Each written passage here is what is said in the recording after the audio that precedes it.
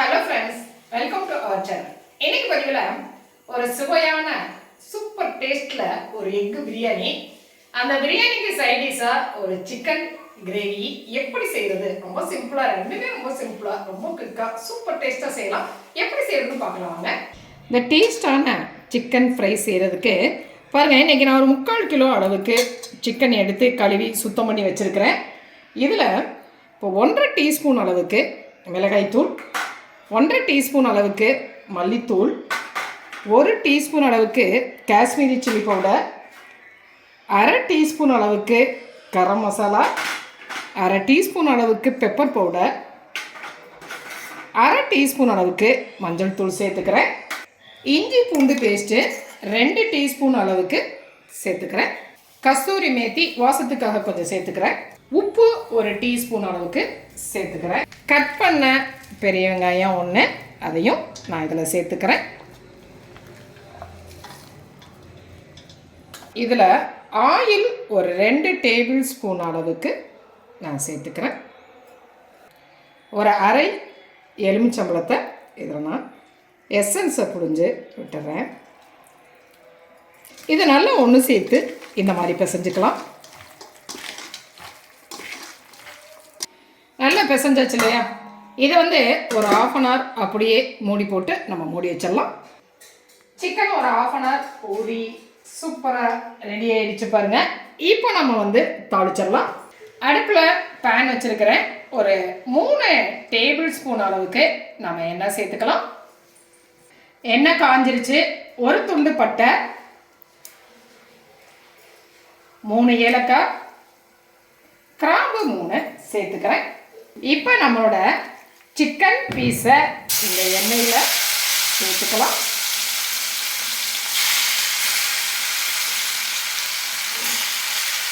எல்லா மசாலா, வெங்காயம் எல்லாமே நாம் சிக்கனில் சேர்த்துருக்கோம் இல்லைங்களா? அதனால் இந்த சிக்கனை அப்படியே நம்ம சேர்த்துக்கலாம். இது இந்த மாதிரியே மீடியம் ஹீட்டில் ஒரு 2 நிமிஷம் அந்த சிக்கன் ஒன் சைடு வதங்கட்டும். பாருங்கள், இப்போ அடுத்த சைடு இந்த சிக்கனை அப்படியே ஒரு பிரட்டி விட்டுலாம்.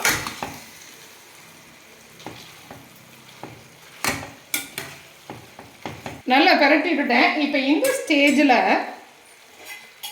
மீடியம் ஃப்ளேமில் மூடி போட்டு ஒரு 10 நிமிஷம் வேக விடலாம். 10 மினிட்ஸ் இந்த சிக்கன் வெந்துருச்சு. நம்ம எந்த தண்ணியும் சேர்த்தலை, அதில் இருக்கிற அந்த தண்ணியிலே தான் அப்படியே வெந்துட்டுருக்கு பாருங்கள். இப்போ இந்த ஸ்டேஜில் நான் இதில் 2 பச்சை மிளகாய் கட் பண்ணி வச்சுருக்கேன், அதை சேர்த்துக்கிறேன். இப்போ ஏற்கனவே நம்ம 1 டீஸ்பூன் உப்பு சேர்த்துருந்தோம். இப்போ இன்னும் ஒரு டீஸ்பூன் அளவுக்கு நான் உப்பு சேர்த்துக்கிறேன். சேர்த்துட்டு ஒரு கலக்கலாம். இப்போ மூடி போட்டு இன்னும் ஒரு 10 நிமிஷம் அதே மாதிரி மீடியம் ஃப்ளேமில் வேக விடலாம். இன்னும் ஒரு 10 மினிட்ஸ் மீடியம் ஃப்ளேமில் வெந்துடுச்சு. எந்த தண்ணியும் சேர்க்காம ஒரு சூப்பரான ஒரு சிக்கன் ஃப்ரை ரெடி ஆகிடுச்சு இல்லைங்களா? ஒரு நல்ல ஒரு அருமையான ஒரு டேஸ்ட்டோட நல்ல காரசாரமாக ரெடி ஆகிடுச்சு.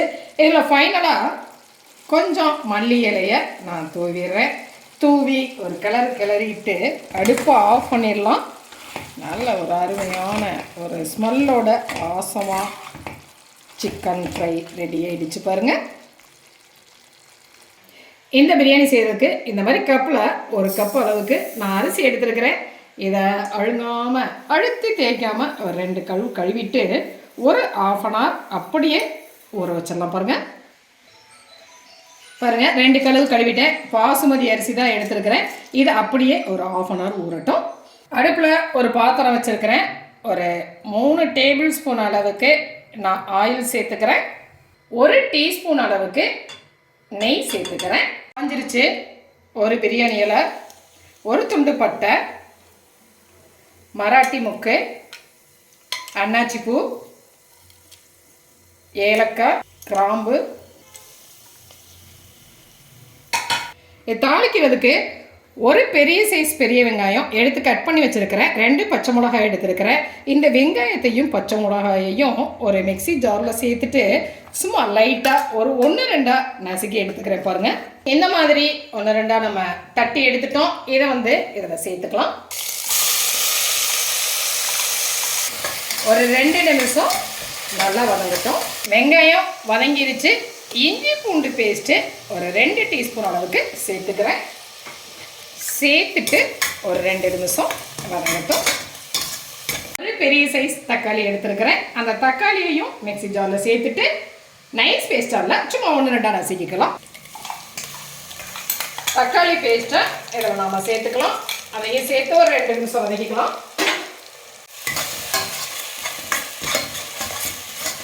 அதே மிக்ஸி ஜாரில் ஒரு கைப்பிடி அளவுக்கு நான் புதினா இலை சேர்த்துக்கிறேன். ஒரு கைப்பிடி அளவுக்கு மல்லி இலை சேர்த்துக்கிறேன்.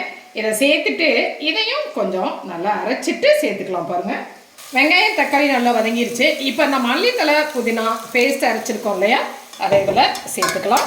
இந்த மாதிரி அரைச்சி சேர்த்து செய்யும்பொழுது அது நல்ல டேஸ்ட்டாக இருக்குங்க.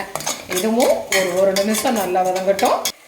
இப்போ இதில் தேவையான பொடியெல்லாம் சேர்த்துடலாம். ஒரு டீஸ்பூன் அளவுக்கு மிளகாய் தூள், 1 டீஸ்பூன் அளவுக்கு மல்லித்தூள், 1/2 டீஸ்பூன் அளவுக்கு மஞ்சள் தூள், 1/2 டீஸ்பூன் அளவுக்கு கரம் மசாலா தூள் சேர்த்துருக்கிறேன். இதில் 2 டேபிள் ஸ்பூன் அளவுக்கு நான் தயிர் சேர்த்துக்கிறேன். இதில் ஒரு 1/2 எலுமிச்சம்பழம் எசன்ஸை நான் சேர்த்துக்கிறேன். இப்போ மசாலா ரெடி ஆகிடுச்சு இல்லையா, இதில் நான் ஒரு 2 டீஸ்பூன் அளவுக்கு உப்பு சேர்த்துக்கிறேன். உப்பு சேர்த்து இதை நல்லா கலந்துக்கலாம். இன்றைக்கி 4 முட்டை வேக வச்சு எடுத்துருக்கிறேன். இந்த முட்டையை இதில் நம்ம சேர்த்துக்கலாம். சேர்த்துட்டு நல்லா கலந்து விட்டு ஒரு நிமிஷம் அப்படியே விட்டுடலாம். பாருங்கள், ஒரு 2 நிமிஷம் ஆயிடுச்சு. முட்டையை தனியாக எடுத்துக்கலாம். முட்டை இருக்கட்டும். இப்போ மசாலாவில் நம்ம தேவையான தண்ணி சேர்த்துக்கலாம். 1 கப் அளவுக்கு அரிசி எடுத்துருந்தோம். இன்றைக்கி நான் அதுக்கு 1.5 கப் அளவுக்கு தண்ணி சேர்த்துக்கிறேன். 1 கப் 1/2 கப் தண்ணி சேர்த்துருக்கிறேன். தண்ணி நல்லா கொதிக்கட்டும். அந்த எசன்ஸ் எல்லாம் நல்லா கொதிச்சிருச்சு இல்லையா, இப்போ நாம் 1/2 மணி நேரம் ஊற வச்சுருக்கிற அரிசியை இதில் சேர்த்துக்கலாம். அரிசியை சேர்த்துட்டோம் இல்லையா, அரிசி எல்லாமே அப்படியே ஒன்று சேர்ந்து ஒரு 5 நிமிஷம் அப்படியே வேகட்டும். பாருங்கள், ஒரு 5 நிமிஷம் மட்டும் இந்த அரிசியெல்லாம் அப்படியே தண்ணியோட ஒன்று சேர்ந்துருச்சு இல்லையா, இந்த ஸ்டேஜில் நம்ம எடுத்து வச்சுருக்கிற முட்டைகளை எல்லாம் நான் சேர்த்துக்கிறேன். அவங்க தேவைக்கு தகுந்த மாதிரி நீங்கள் முட்டையை இன்க்ரீஸ் பண்ணிக்கலாம். ஃபைனலாக கொஞ்சம் மல்லி இலை நான் தூவிக்கிறேன். இதில் இந்த மாதிரி ஒரு பிளேட் போட்டு நான் மூடிட்டு சின்ன அடுப்பில் இந்த மாதிரி சிம்மில் வச்சு ஒரு 10 நிமிஷம் இதை அப்படியே வச்சிடுறேன். மூடி போட்டு மூடி அது மேலே இந்த மாதிரி ஒரு பாத்திரத்தில் தண்ணி வச்சுருக்கிறேன். ஒரு 10 மினிட்ஸ் இதை அப்படியே அந்த சிம்முலையே அப்படியே வேகட்டு. பாருங்கள், 10 நிமிஷம் இந்த மாதிரி ஒரு சிம்மில் வச்சுருந்துட்டோம். இப்போ கரெக்டாக 10 மினிட்ஸ் ஆகிடுச்சு. அடுப்பை ஆஃப் பண்ணிடலாம். அடுப்பை ஆஃப் பண்ணிவிட்டு இப்போ ஓப்பன் பண்ண வேணாம், அப்படியே ஒரு 10 நிமிஷம் இருக்கட்டும். 10 நிமிஷம் கழித்து நம்ம ஓப்பன் பண்ணி பார்க்கலாம். 10 மினிட்ஸ் ஆகிடுச்சு. இப்போ பிரியாணியை ஓப்பன் பண்ணி பார்க்கலாம்.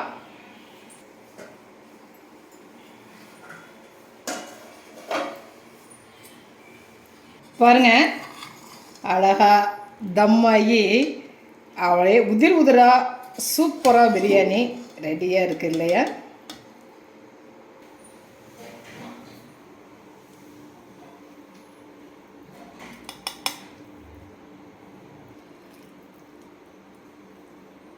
இந்த மாதிரி மசாலா அரைச்சி செய்யும் பொழுது இது அருமையான ஒரு டேஸ்ட்டில் நமக்கு கிடைக்குங்க. அரிசி உடையாமல் உதிராக சூப்பரான அந்த முட்டை பிரியாணி. அதுக்கு சைடிஷு நம்மளுடைய குயிக்காக செஞ்ச அந்த சிக்கன் கிரேவி. இந்த மாதிரி பார்த்திங்களா, அரிசி எவ்வளோ உதிராக அந்த பிரியாணி சூப்பராக ரெடியாக இருக்கு இல்லையா. இந்த பிரியாணி இந்த மாதிரி சிக்கனோட சேர்த்து சாப்பிடும் பொழுது ஒரு நல்ல டேஸ்ட்டாக இருக்கும். செஞ்சு பாருங்கள். ரொம்ப சிம்பிளாக ரொம்ப குயிக்காக ஒரு சூப்பர் டேஸ்ட்டில் செய்யக்கூடிய எக்கு பிரியாணியும் சிக்கன் ஃப்ரையும் ரெடி ஆகிடுச்சு இல்லையா. இதை செஞ்சு பார்த்துட்டு உங்களுடைய கமெண்ட்டை சொல்லுங்கள். இந்த பதிவு உங்களுக்கு பிடிச்சிருந்துச்சுன்னா சப்ஸ்கிரைப் பண்ண மறக்காதீங்க. லைக் பண்ணுங்கள், கமெண்ட் பண்ணுங்கள், ஷேர் பண்ணுங்கள். மற்றும் ஒரு பதிவில் உங்களை மறுபடியும் சந்திக்கின்றேன். நன்றி.